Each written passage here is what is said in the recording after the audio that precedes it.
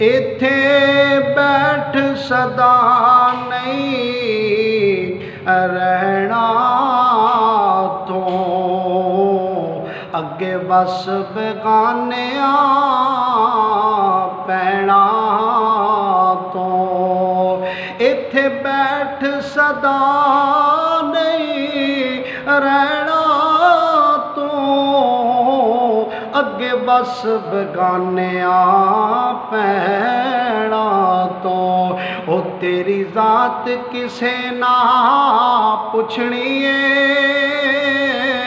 तेरी जात किसे ना पुछनी है।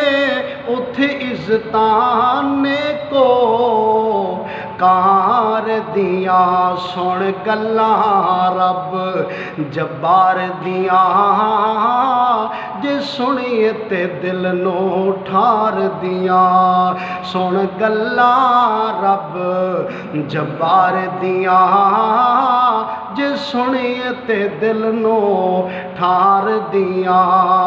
हुण चंगे अमल कमावी तो ओ कर राज़ी रब नू जावी तो ओ कर जल्दी सजना तौबा तो हुण रहमतां परवरदिगार दिया सुन गल्लां रब जब्बार दिया जे सुनिए ते दिल नो ठार दिया। ये जुमला मौलाना शरीफ गुजर साहब की नज़र करनी चाहना। शरीफ जो रब तो डरदा है, शरीफ जो रब तो डरदा है, पंजे वक्त नमाज़ां पढ़दा है, ओह जन्नत नो जाएगा सदा ऐशा करे बहार दिया सुन गल्लां रब जब्बार दिया